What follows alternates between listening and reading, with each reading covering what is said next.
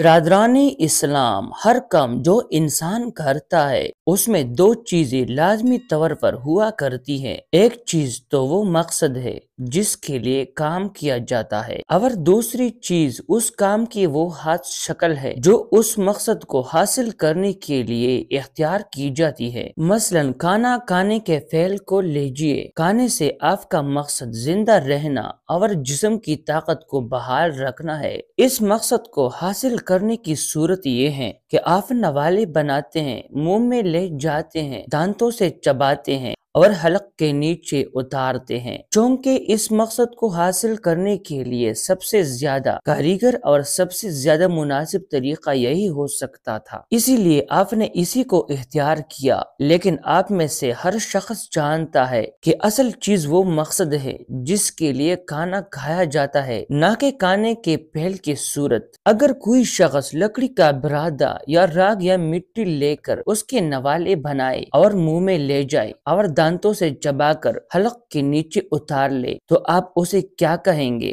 یہی نا کہ اس کا دماغ خراب ہے۔ کیوں؟ اس لیے کہ وہ احمق کھانے کے اصل مقصد کو سمجھتا ہی نہیں، اور اس غلط فہمی میں مبتلا ہے کہ بس فعلی خوردن کے ان چاروں ارکان کو ادا کر دینے ہی کا نام کھانا کھانا ہے۔ اسی طرح آپ اس شخص کو بھی پاگل قرار دیں گے جو روٹی کھانے کے بعد فوراً ہی حلق میں انگلی ڈال کر قے کر دیتا ہو اور پھر شکایت کرتا ہوں کہ روٹی کھانے کے جو فائدے بیان کیے جاتے ہیں وہ مجھے حاصل ہی نہیں ہوتے، بلکہ میں الٹا روز بروز دبلا ہوتا جا رہا ہوں اور مر جانے کی نوبت آ گئی ہے۔ یہ احمق اپنی اس کمزوری کا الزام روٹی اور کھانے پر رکھتا ہے، حالانکہ حماقت اس کی اپنی ہے۔ اس نے اپنی نادانی سے یہ سمجھ لیا کہ کھانے کا فعل جتنی ارکان سے مرکب ہے، بس ان کو ادا کر دینے ہی سے زندگی کی طاقت حاصل ہو جاتی ہے۔ اس لیے اس نے سوچا کہ اب روٹی کا بوجھ اپنے معدے میں کیوں رکھوں، کیوں نہ اسے نکال پھینکا جائے تاکہ پیٹ ہلکا ہو جائے۔ کھانے کے ارکان تو میں ادا ہی کر چکا ہوں۔ یہ احمقانہ خیال جو اس نے قائم کیا اور پھر اس کی پیروی کی، اس کی سزا بھی تو آخر اسی کو بھگتنی چاہیے۔ اس کو جاننا چاہیے تھا کہ جب تک روٹی پیٹ میں جا کر ہضم نہ ہو اور خون بن کر سارے جسم میں پھیل نہ جائے، اس وقت تک زندگی کی طاقت حاصل نہیں ہو سکتی۔ کھانے کے ظاہری ارکان بھی اگرچہ ضروری ہیں، کیونکہ ان کے بغیر روٹی معدے تک نہیں پہنچ سکتی، مگر محض ان ظاہری ارکان کے ادا کر دینے سے کام نہیں چل سکتا۔ ان ارکان میں کوئی جادو بھرا ہوا نہیں ہے کہ انہیں ادا کرنے سے بس تلسیماتی طریقہ پر آدمی کے رگوں میں خون دوڑنے لگتا ہو۔ خون پیدا کرنے کے لیے تو اللہ تعالی نے جو قانون بنایا ہے اسی کے مطابق وہ پیدا ہوگا، اس کو توڑو گے تو اپنے آپ کو ہلاک کر دو گے۔ یہ مثال جو اس تفصیل کے ساتھ میں نے آپ کے سامنے بیان کیا ہے، اس پر آپ غور کریں تو آپ کی سمجھ میں آ سکتا ہے کہ آج کی عبادتیں کیوں بے اثر ہو گئی ہیں۔ جیسا کہ میں پہلے بھی آپ سے بارہا بیان کر چکا ہوں، سب سے بڑی غلطی یہی ہے کہ آپ نے نماز روزے کے ارکان اور ان کے ظاہری صورتوں کو ہی اصلی عبادت سمجھ رکھا ہے، اور اب اس خیال ہم میں مبتلا ہو گئے ہیں کہ جس نے یہ ارکان پوری طرح ادا کر دیے اس نے بس اللہ کی عبادت کر دی۔ آپ کی مثال اسی شخص کے جیسی ہے جو کھانے کے چاروں ارکان یعنی نوالے بنانا، منہ میں رکھنا، چبانا، حلق سے نیچے اتار دینا،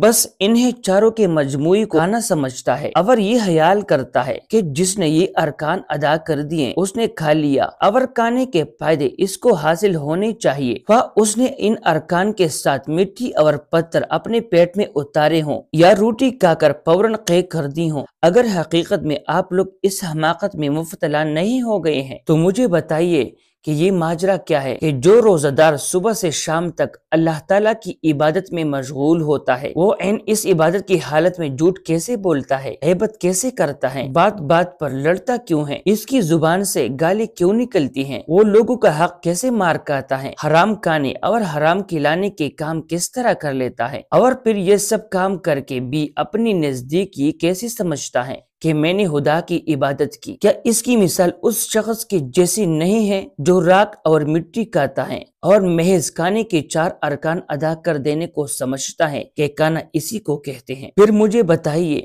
کہ یہ کیا ماجرا ہے کہ رمضان بھر میں تقریباً 360 گھنٹے خدا کی عبادت کے بعد جب آپ فارغ ہوتے ہیں تو اس پوری عبادت کے تمام اثرات شوال کی پہلی تاریخ ہی کو کافور ہو جاتے ہیں۔ ہندو اپنے تہواروں میں جو کچھ کرتے ہیں وہی سب آپ عید کے زمانے میں کرتے ہیں۔ حد یہ ہے کہ شہروں میں تو عید کی روز بدکاری اور شراب نوشی اور قمار بازی تک ہوتی ہیں، اور بعض ظالم تو میں نے ایسے دیکھے ہیں جو رمضان کے زمانے میں دن کو روزہ رکھتے ہیں اور رات کو شراب پیتے اور زنا کرتے ہیں۔ عام مسلمان خدا کی فضل سے اس قدر بگڑی ہوئی تو نہیں ہے، مگر رمضان ختم ہونے کے بعد آپ میں سے کتنے ایسے لوگ ہیں جن کے اندر عید کی دوسری دن بھی تقوی اور پرہیزگاری کا کوئی اثر باقی رہ جاتا ہو؟ خدا کی قوانین کے خلاف ورزی میں کون سی کسر اٹھا رکھی جاتی ہیں، نیک کاموں میں کتنا حصہ لیا جاتا ہے اور نفسانیت میں کیا کمی آ جاتی ہے۔ سوچئے اور غور کیجئے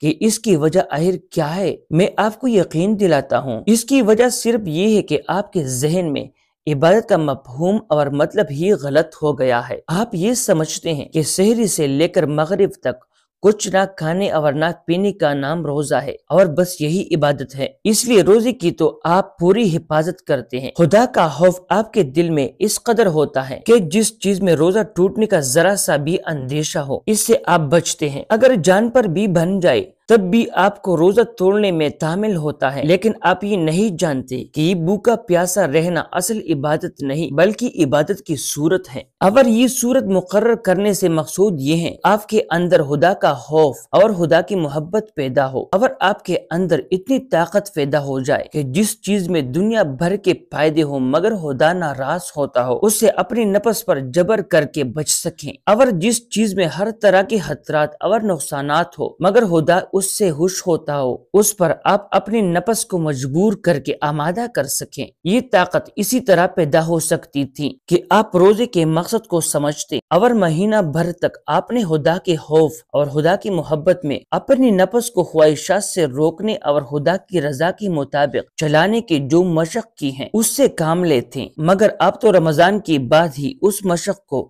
اور ان کے صفات کو جو اس مشق سے پیدا ہوتی ہیں اس طرح نکال پھینکتے ہیں جسے کھانے کے بعد کوئی شخص حلق میں انگلی ڈال کر قے کر دے، بلکہ آپ میں سے بعض لوگ تو روزہ کھولنے کے بعد ہی دن بھر کی پرہیزگاری کو اگل دیتے ہیں۔ پھر آپ ہی بتائیے کہ رمضان اور اس کے روزے کوئی طلسم تو نہیں کہ بس ان کی ظاہری شکل پوری کر دینے سے آپ کو وہ طاقت حاصل ہو جائے جو حقیقت میں روزے سے حاصل ہونی چاہیے۔ جس طرح روٹی جسمانی طاقت اس وقت تک حاصل نہیں ہو سکتی جب تک کہ وہ معدے میں جا کر ہضم نہ ہو اور خون بن کر جسم کے رگ رگ میں پہنچ نہ جائے، اسی طرح روزے سے بھی روحانی طاقت اس وقت تک حاصل نہیں ہوتی جب تک کہ آدمی روزہ کے مقصد کو پوری طرح سمجھے نہیں اور اپنے دل و دماغ کے اندر اس کو اترنے اور حیالی نیت ارادے اور عمل سب پر چا جانے کا موقع نہ دے۔ یہی سبب ہے کہ اللہ تعالیٰ نے روزے کا حکم دینے کے بعد فرمایا لعلکم تتقون، یعنی تم پر روزہ فرض کیا جاتا ہے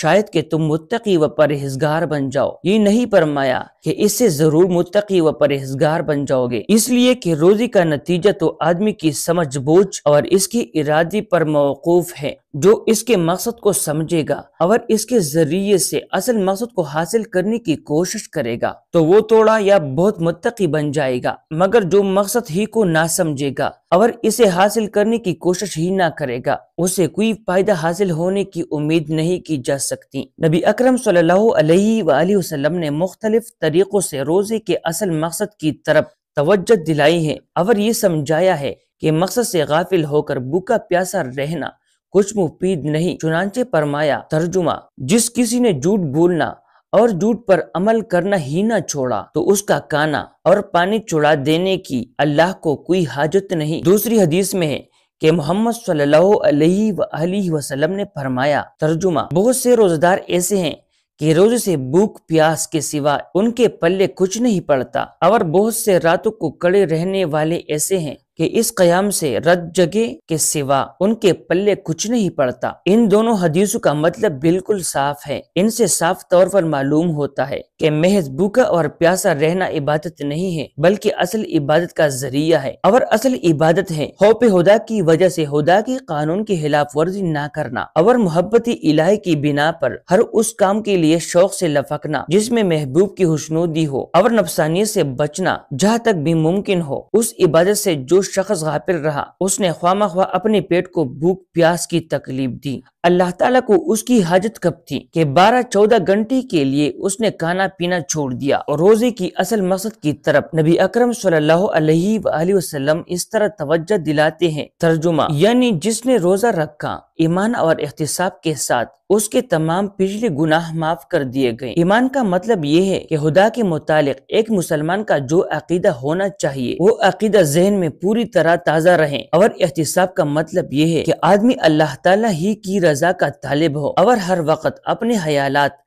اور اپنے اعمال پر نظر رکھیں کہ کہیں وہ اللہ تعالیٰ کی رضا کے خلاف تو نہیں چل رہا ہے۔ ان دونوں چیزوں کے ساتھ جو شخص رمضان کی پوری روزے رکھ لے گا وہ اپنے پچھلے گناہوں کو بخشوا لے گا، اس لیے کہ اگر وہ کبھی سرکش و نافرمان بندہ تھا بھی تو اب اس نے اپنے مالک کی طرف پوری طرح رجوع کر لیا۔ گناہ سے توبہ کرنے والا ایسا ہے جسے اس نے گناہ کیا ہی نہیں تھا۔ دوسری حدیث میں آیا ہے، روزے ڈال کی طرح ہے کہ جس طرح ڈال دشمن کی وار سے بچنے کے لیے ہیں، اسی طرح روزہ بھی شیطان کی وار سے بچنے کے لیے ہے۔ لہذا جب کوئی شخص روزے سے ہو تو اسے چاہیے کہ اس ڈال کو استعمال کریں اور دنگے فساد سے پرہیز کریں۔ اگر کوئی شخص اس کو گالی دیں یا اس سے لڑیں تو اس کو کہہ دینا چاہیے کہ بھائی میں روزے سے ہوں، مجھ سے یہ توقع نہ رکھنا کہ میں تمہارے اس مشغلے میں حصہ لوں گا۔